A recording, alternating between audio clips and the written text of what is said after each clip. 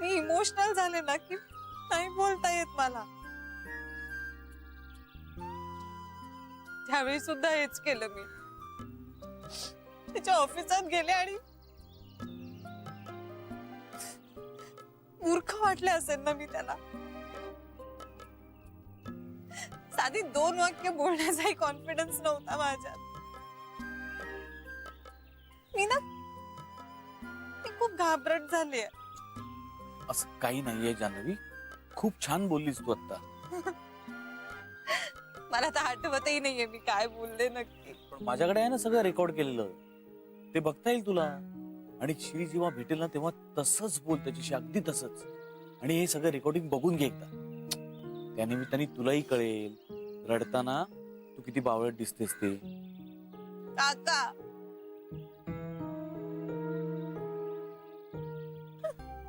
हो.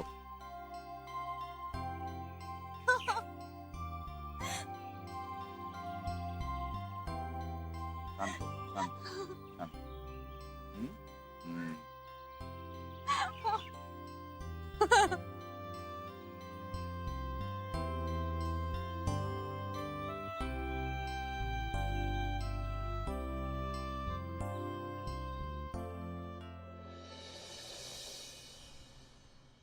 एक मिनिट, एक मिनिट.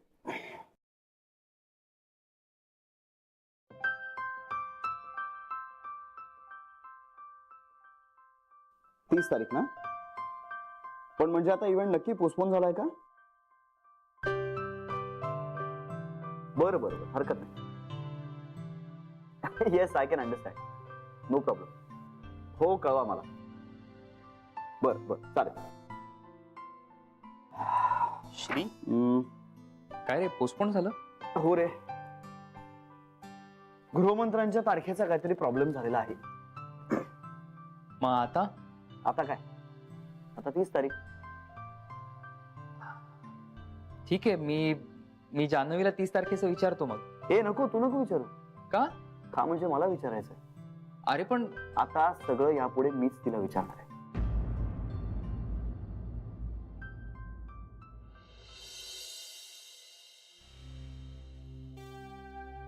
बाबा, ताईला उशीर होणार आहे.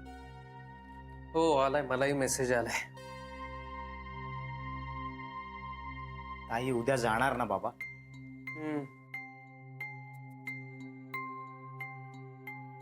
विद्या,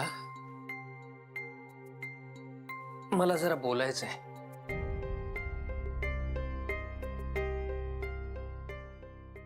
बाबा, मला टेन्शन यायला लागतं तुम्ही असं बोललात की. हे बघ, कधीतरी आपल्याला या सगळ्याला सामोरं जायला हवंच आहे. पण बाबा, मी तुझ्या आईपासून वेगळं व्हायच्या निर्णयावर ठाम आहे.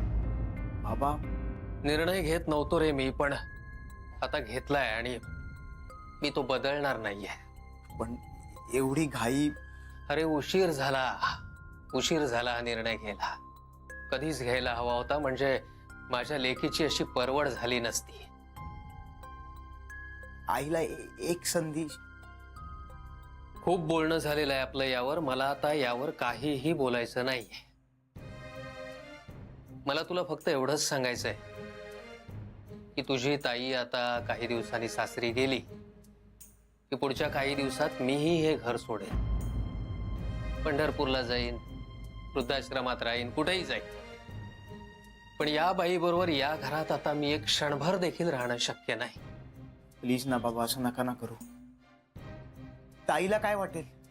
तिला कल्पना आहे त्याची. पण बाबा, हे सगळं भाऊजींना किंवा ताईच्या सासरी कळलं तर काय होईल?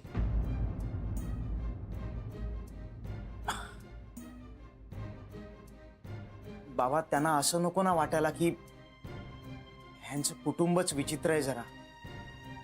बाबा, आत्ता सगळं कुठे नीट होतंय तर तुम्ही आत्ता कशाला? बाबा, कळतंय ना तुम्हाला मी काय सांगण्याचा प्रयत्न करतोय? आत्ता सगळं सेटल होतंय हो.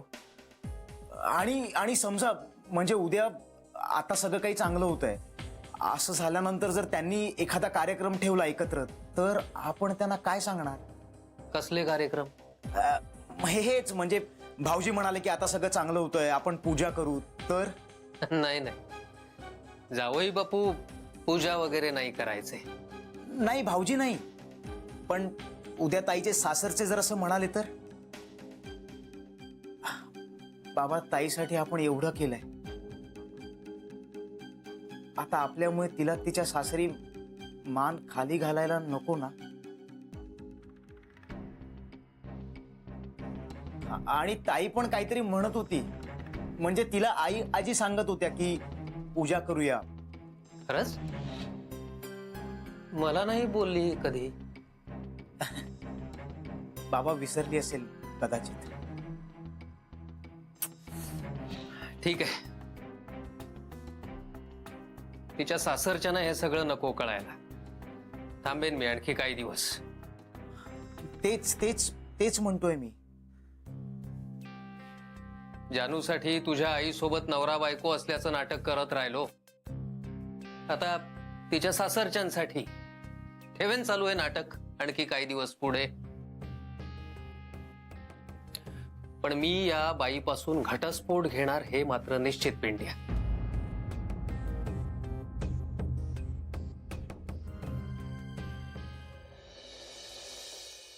अरे आता फंक्शन 30 तारखेला असलं ना तरी मला आश्रमात नाही येता येणार आहे. मला बाकीची कामं आहेत. काही नाही. आधी जेव्हा फंक्शन 25 तारखेला होतं तेव्हा तू सगळ्या मीटिंग कॅन्सल केल्या मला माहिती. अरे पण बाकी काही कामं आहेत की नाही मला?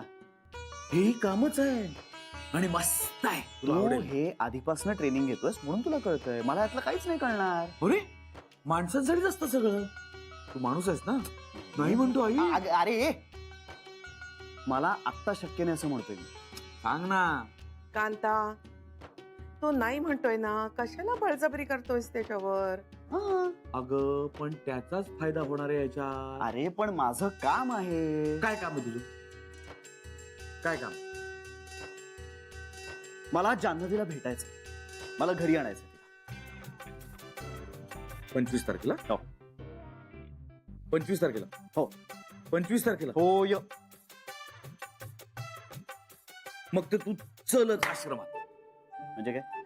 अरे जान्हवी सुद्धा तिथंच असणार आहे. काय? येस. नर्मदा यो जान्हवीचा काय संबंध आहे? आणि म्हणजे तू काका तिला पण मी काही केलेलं नाही हा.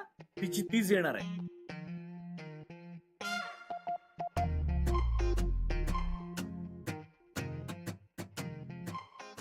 बरं ठीक आहे शिव, तू नको येऊस. तू थांब इथेस, तुझी कामं कर, आम्ही करतो मॅनेज. आम्ही जाऊन येतो. हा आई, आपल्याला खूप काम आहेत. जान्हवी येणार आहे. ए नाही पण माझं तू थांब इथे, काही प्रॉब्लेम नाही, आम्ही करतो मॅनेज. तू कर तुझी कामं. आई, आपल्याला खूप कामं आहेत. जान्हवी येणार आहे. ए नाही पण माझं ऐक ना. काही प्रॉब्लेम नाहीये. तू कर तुझी कामं, थांब इथे, आम्ही करतो ना मॅनेज. आई, आपल्याला खूप कामं आहेत. जान्हवी येणार. अरे तू गप ना. ए आईजी तू सांगाय ना. कांता, छळू नकोस रे त्याला. मी छळतोय? उलट मी सपोर्ट करतोय त्याला. त्याला इथे खूप कामं आहेत आणि आपल्यालाही खूप कामं आहेत. जान्हवी येणार अरे आहे. तू गप ना आता. काय ठरलं तुझं? हं? हं? हं? हं? हे हं. सकाळच्या वेळात नाही जमणार मला. म्हणजे संध्याकाळी जमणार. हं.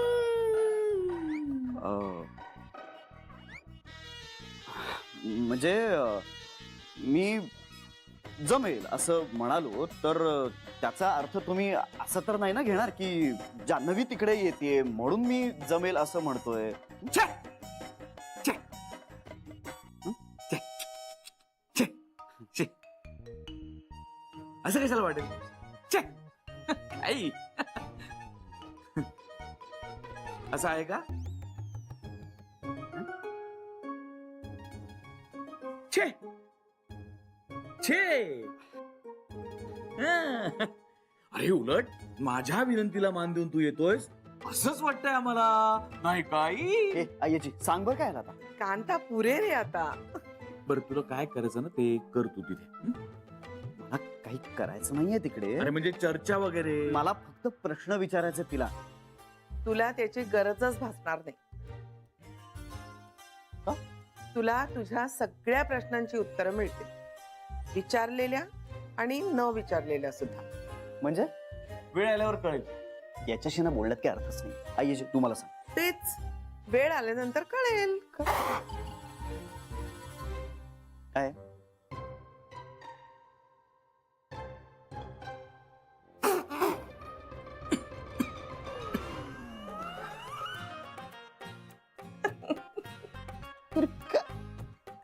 का माहित जान्हवी येणार आहे. काका पण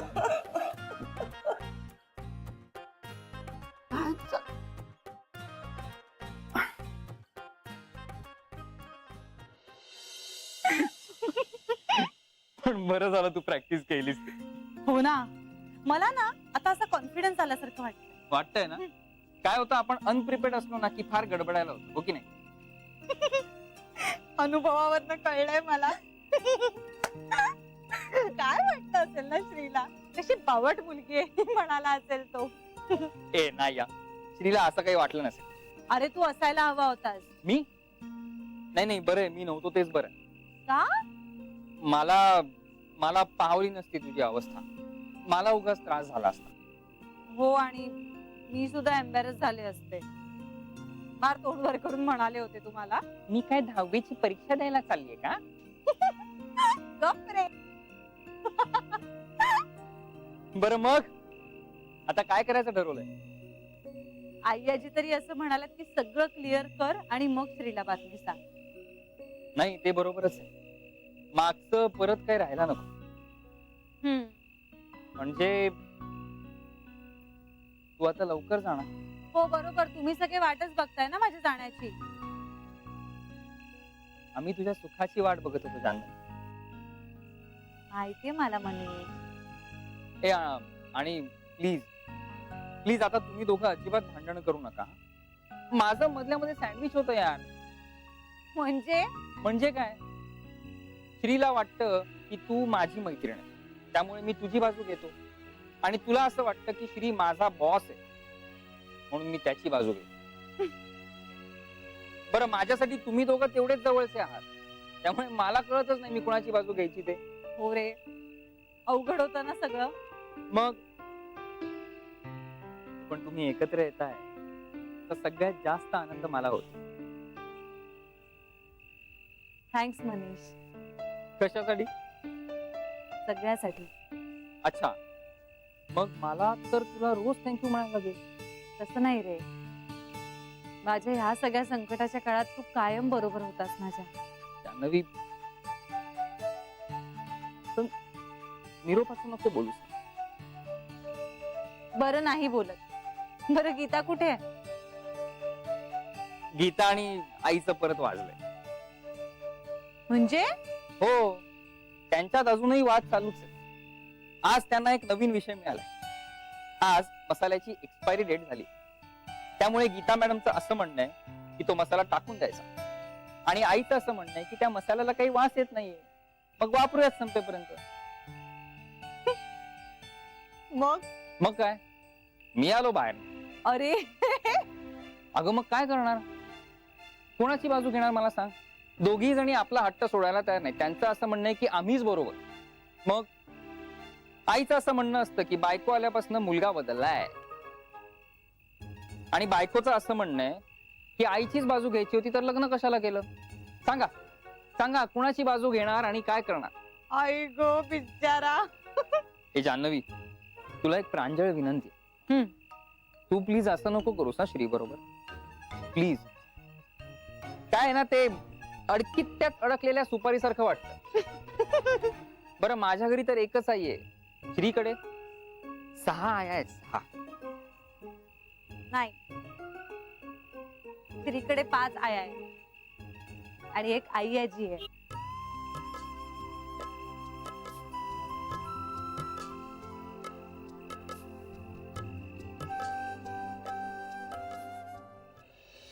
त्या दिवशी नर्मदा योग सेंटर मध्ये जे शेवटचं सेशन असणार आहे ते खूप स्पेशल वेगळं सेशन आहे, आणि त्याकरता त्यांनी स्पेशली अशी मुभा दिली सगळ्यांना की तुम्ही वेगवेगळं काही काही वापरू शकता. म्हणजे ते वापरून तुम्ही बोलू शकता. उदाहरणार्थ म्हणजे कुणाचे काही फोटो असतील, कुणाचे व्हिडिओ.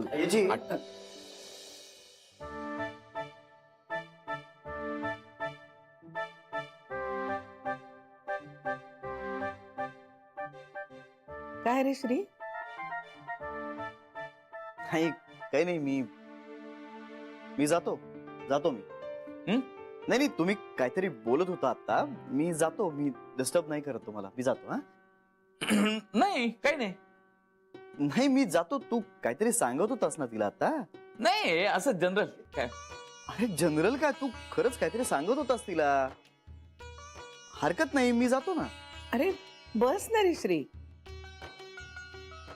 काही नाही, मी एवढंच सांगायला आलो होतो की मी येत नाहीयेस? येतोय.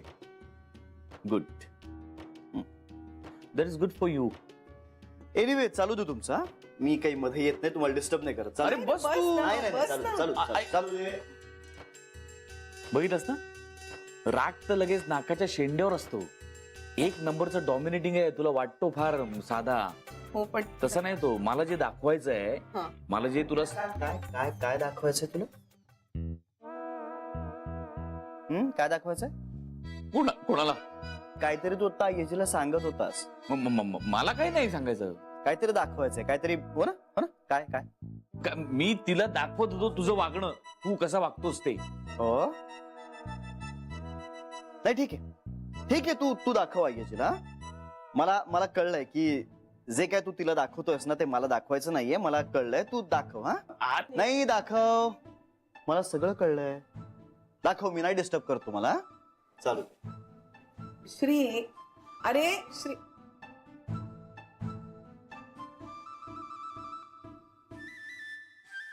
कांता, दाखव मला काय दाखवणार होतास.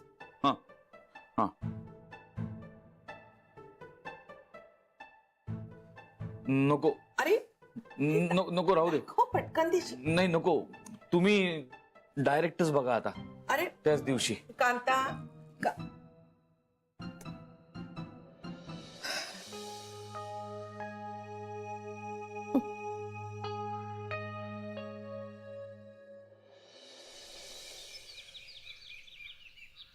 आई का चालली आहे नर्मदा योग सेंटर मध्ये? भाऊजींनी सांगितलं असेल. कांताला वेळ लागलाय. श्री पण जाणार आहे. वा, म्हणजे कांताने यालाही कन्व्हिन्स केलं. नाही, तो एकच दिवस जाणार आहे. का पण असं सहज? आणि आईचं काय? त्या भाऊजींसाठी जाणार आहेत. म्हणजे भाऊजींना त्यांच्याशी बोलायचंय काहीतरी. मग घरात नाही बोलतायत? अगं त्यांचा काहीतरी कार्यक्रम असतो, म्हणजे आपल्या माणसांची बोलायचं असं काहीतरी. आपण आपली माणसं नाही होत का त्याची? तसं नाही ग बेबी. आपल्याला काही सांगायची गरजच वाटत नाहीये त्या लोकांना. अगं सांगतील ना, अजून गेलेत कुठे पण. ना वहिनी, या घरात काय चाललंय तेच कळत नाही. हे चांगलंय आहे. मी विचार करते मीही जाईन योग सेंटरला. प्लीज नको. अत्यानंद महाराजांकडे जातेस ना, ते सुद्धा आमच्यासाठी डोकेदुखी आहे. आता हे नवीन काहीतरी सुरू करू नको. ही शिकायला जाते आणि आम्हाला त्रास. तुम्हाला काय ग त्रास? नको म्हटलं ना. अगं तिला जावंसं वाटतंय, करावंसं वाटतंय तर जाऊ दे ना. जीव रमतो तिचा त्यात. अगं जीव रमवण्यासाठी ते अत्यानंद वधूवर सूचक मंडळ आहे ना तिच्याकडे. फारसं चालत नाहीये. पण नाव बदल त्याचं. लोक येतात आणि नाव वाचून परत जातात. मुळीच बदलणार नाहीये नाव. बंद पडलं तरी चालेल, पण नाव बदलणार नाहीये मी. मग पडेल बंद. पडू दे. बेबी कशाला बोलतेस ग असं? वहिनी, आत एक आणि बाहेर एक मला नाही जमत. जे काय आहे ते तोंडावर. पण माणसं दुखावतात ना त्यामुळे. म्हणून मी माझा स्वभाव बदलू शकत नाही. अगं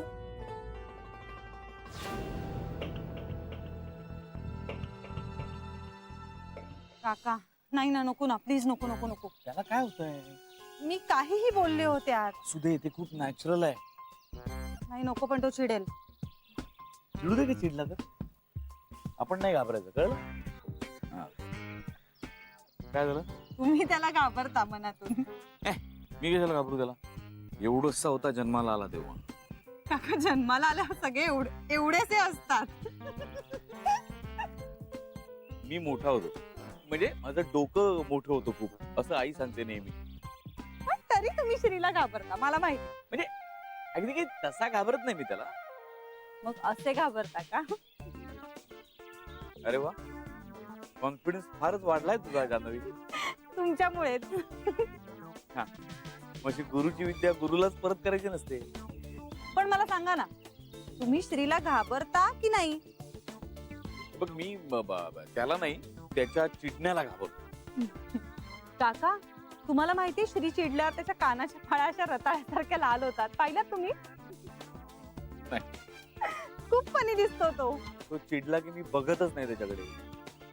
हा, फार ठाम असतो स्वतःच्या मतांवरती. आणि माझ्यासारखा नेहमी नेहमी चिडत नाही तो, पण एकदा चिडला की खेळ संपला. तो चिडल्यावर आमचा तर संसारच संपला होता. तो आता कुठल्या तरी भलत्या ट्रॅकवर जाऊन नकोस हं, जानवी. नाही मी ते फक्त सांगितलं. नाही नाही, आपल्याला एकही निगेटिव्ह विचार मनात आणायचा नाहीये. तू आता फक्त नीट विचार करून ठेव सगळ्याचा. पण काका, आता पण नाही न बिन नाही. पण तो खरंच येणार आहे का? येणार, एका पायावर धावत येणार तुझ्याकरता. काय हो काका, अगं खरंच सांगतोय.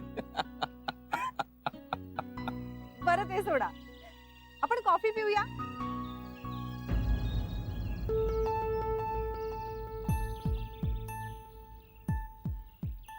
काय? कॉफी पिऊया आपण.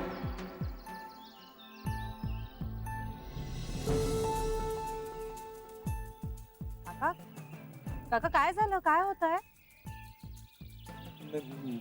माझं डोकं दुखायला लागलं. मी निघतो. अहो काका